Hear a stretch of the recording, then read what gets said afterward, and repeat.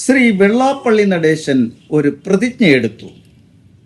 UDFന് 100 സീറ്റോ അതിൽ കൂടുതൽ സീറ്റുകൾ കിട്ടിയാൽ താൻ SNDP എന്ന പ്രസ്ഥാനത്തിന്റെ ജനറൽ സെക്രട്ടറി സ്ഥാനം രാജിവെക്കും. 102 സീറ്റ് കിട്ടി. പലരും വെള്ളാപ്പള്ളിയുടെ രാജി പ്രഖ്യാപനത്തിന് വേണ്ടി കാതോർത്തിരുന്നു. പക്ഷേ പ്രഖ്യാപനമൊന്നും വന്നില്ല. ചിലർ ചോദിച്ചു, അങ്ങിങ്ങനൊരു പ്രതിജ്ഞ എടുത്തില്ലായിരുന്നോ? മറുപടി, അതൊക്കെ പലതും പറഞ്ഞു കാണും എന്നാണ്.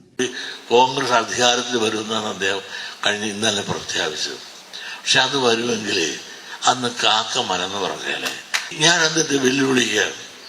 ആ 100 2 കുറച്ചോ 98 കിട്ടുമെങ്കിൽ ഞാനാണെങ്കിൽ SNDP ജനറൽ സെക്രട്ടറി സ്ഥാനം രാജിവെക്കാൻ തയ്യാറാണ്.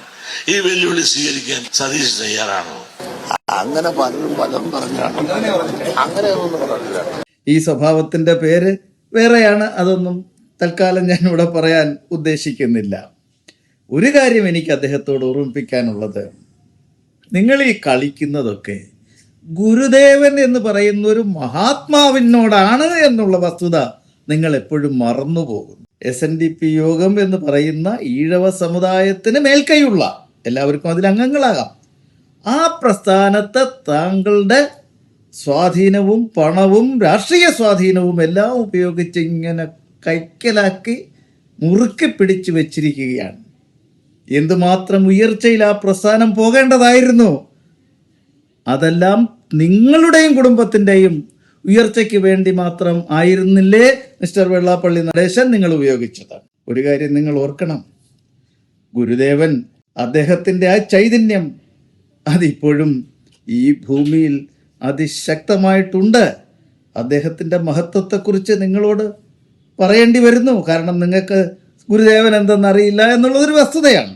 കണ്ണൂർ ജഗന്നാഥ സ്വാമി ക്ഷേത്രം ഗുരുദേവൻ പ്രതിഷ്ഠ നടത്തിയ ക്ഷേത്രമാണ്. എല്ലാ പിന്നോക്ക വിഭാഗങ്ങളിൽപ്പെട്ട ആളുകൾക്കും അവിടെ പ്രവേശിച്ച് ആരാധന നടത്താനുള്ള അവസരം ഉണ്ടാകണം എന്ന ലക്ഷ്യത്തോടു കൂടിയാണ് അത് സ്വാമിജി അവിടെ ആ ക്ഷേത്രം സ്ഥാപിച്ചത്. അങ്ങനെ ഇരിക്കവേ കണ്ണൂരിൽ നിന്ന് ചില ആൾക്കാർ വർക്കല വന്നു. അദ്ദേഹം ചോദിച്ചു, എങ്ങനെയുണ്ട് ക്ഷേത്രം? നല്ല രീതിയിൽ പോകുന്നുണ്ട് സ്വാമി.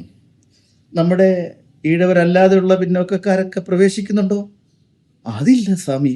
അതെന്ത്? അവരെ പ്രവേശിക്കാൻ നമ്മൾ അനുവദിച്ചിട്ടില്ല.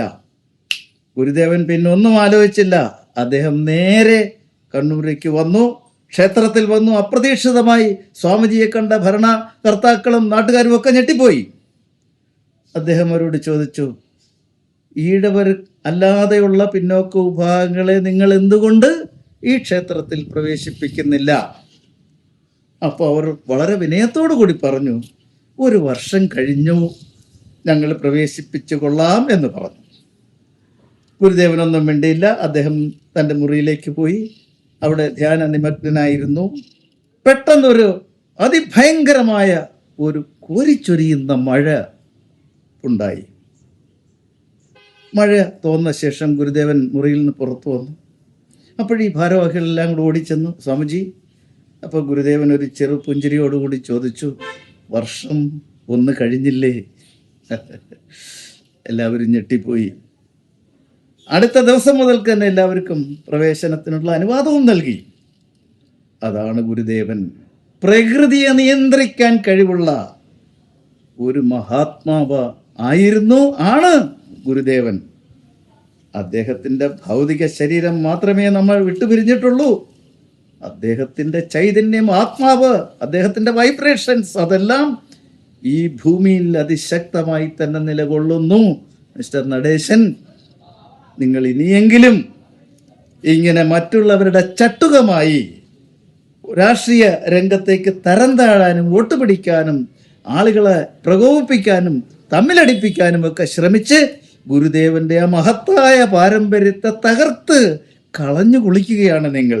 ഇപ്പോഴിതാ നിങ്ങളുടെ വാക്കിന് യാതൊരു വിലയുമില്ല എന്നുള്ള വളരെ വളരെ ഒരു തരംതാണ തലത്തിലേക്ക് താങ്കൾ അധപ്പതിച്ചു പോയിരിക്കുന്നു എന്ന് പോലും പറയേണ്ടി വരുന്നു. ഇനിയെങ്കിലും ഇതൊക്കെ അവസാനിപ്പിച്ച് ഒരു നല്ല മഞ്ഞ വസ്ത്ര ധരിച്ചുകൊണ്ട് വർക്കല പോയി ഇനി ശിഷ്ടജീവിതം ഗുരുദേവ ഭജനയ്ക്കായി അദ്ദേഹത്തിൻ്റെ ആ മഹത് കാര്യങ്ങളെ ആലോചിച്ച് ധ്യാനിച്ച് നിങ്ങൾ ചെയ്തു കൂട്ടിയ പാപങ്ങളിൽ നിന്നെല്ലാം മോചനം നേടാനായിട്ട് ഒരു ശ്രമം നടത്തണം എന്നാണ് വിനീതമായി എനിക്ക് ശ്രീ വെള്ളാപ്പള്ളി നടേശനോട് അഭ്യർത്ഥിക്കാനുള്ളത്.